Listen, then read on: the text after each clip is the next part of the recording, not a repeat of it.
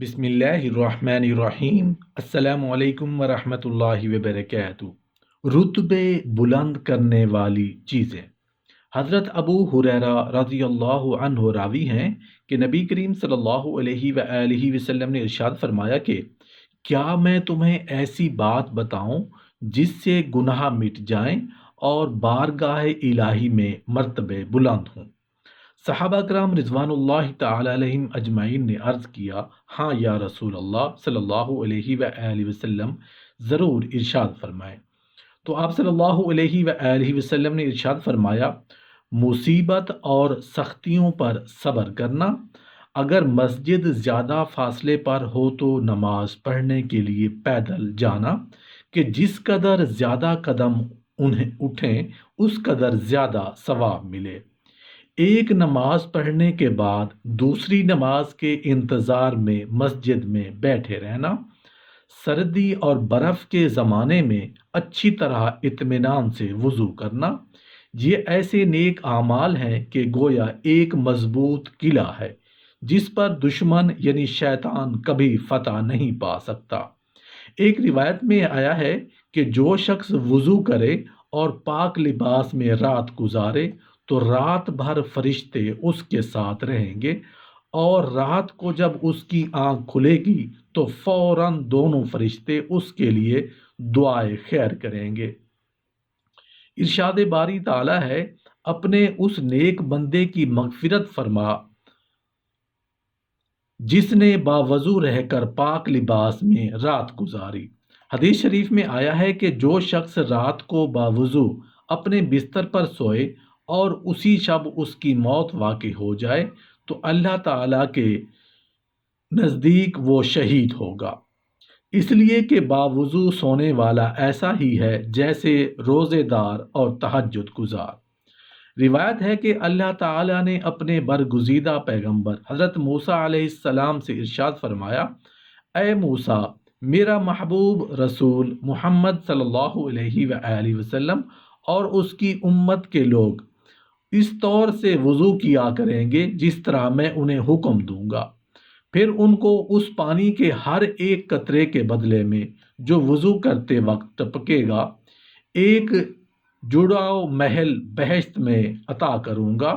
جس کی چوڑائی اور لمبائی زمین و آسمان کے برابر ہوگی۔ حضرت ابو ہریرہ رضی اللہ عنہ سے روایت ہے کہ نبی کریم صلی اللہ علیہ وآلہ وسلم نے ایک بار نماز فجر کے وقت حضرت بلال رضی اللہ عنہ سے فرمایا، اے بلال، اسلام لانے کے بعد تم نے کون سا ایسا عمل کیا ہے جس کی وجہ سے معراج کی رات میں جب بہشت کی طرف میرا گزر ہوا تو میں نے وہاں تمہارے جوتوں کی آواز سنی؟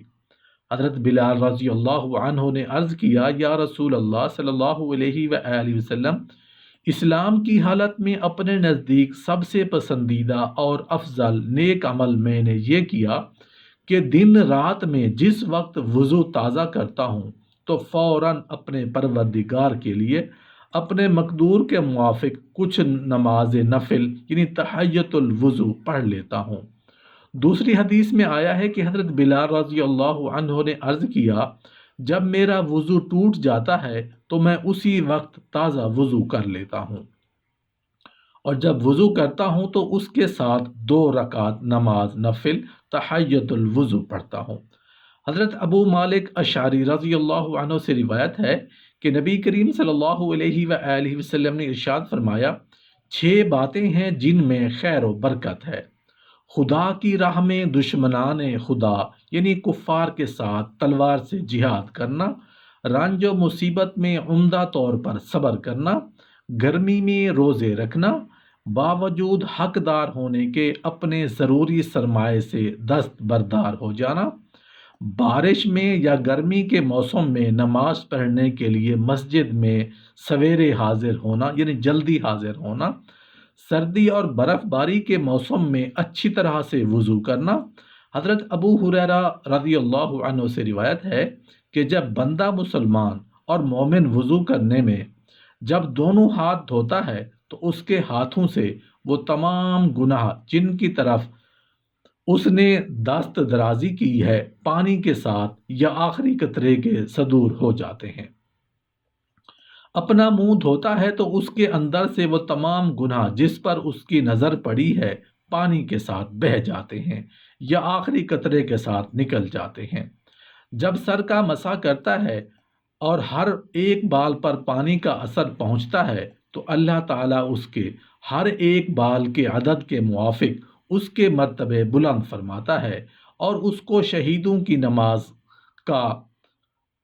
ثواب عطا کرتا ہے۔ پھر جب دونوں پاؤں دھوتا ہے تو اس کے وہ تمام گناہ جن کی طرف اس نے قدم بڑھائے ہیں پانی کے ساتھ یا اس کے آخری قطرے کے ساتھ دھل جاتے ہیں، یہاں تک کہ وہ گناہوں سے پاک و صاف ہو جاتا ہے۔ حضرت عمر رضی اللہ عنہ فرماتے ہیں کہ جو شخص قرب الہی کی نیت سے وضو کرنے میں کلی کرتا ہے پھر ناک میں پانی ڈال کر ناک صاف کرتا ہے تو اس کے منہ اور ناک میں سے تمام گناہ نکل جاتے ہیں۔ پھر جب حکم خدا کے مطابق اپنا منہ دھوتا ہے تو اس کے تمام چہرے پر سے تمام گناہوں کے آثار دھل جاتے ہیں۔ پھر جب دونوں ہاتھ کوہنیوں سمیت دھوتا ہے تو اس کے ہاتھوں کی سب خطائیں انگلیوں کے ذریعے سے خارج ہو جاتی ہے۔ پھر جب اپنے سر کا مسح کرتا ہے تو اس کے بالوں کے کناروں سے تمام سر کے گناہ دھل کر گر جاتے ہیں۔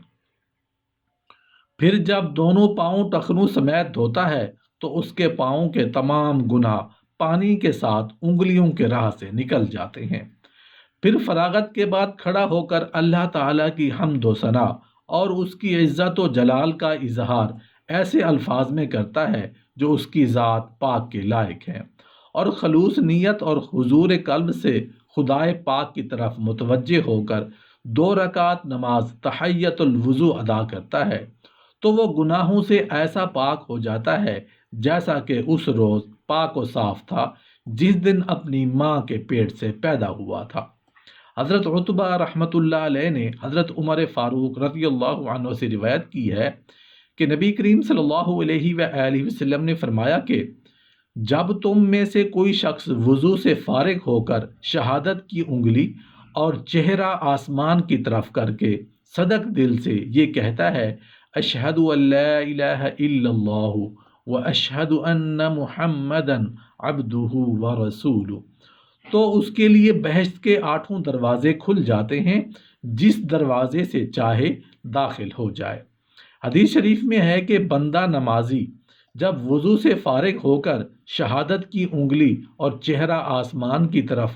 کر کے خلوص دل کے ساتھ کہتا ہے سبحانک اللہم وبحمدک واشہد ان لا الہ الا انت استغفرک واتوب الیک، تو اللہ تعالی کا فرشتہ اس دعا کا ثواب لکھ کر اس پر مہر لگا دیتا ہے، پھر وہ تحریر تہہ کر کے عرش الہی کے نیچے رکھ دی جاتی ہے اور اسی طرح محفوظ رہے گی یہاں تک کہ قیامت کے دن کھول کر اسے دے دی جائے گی۔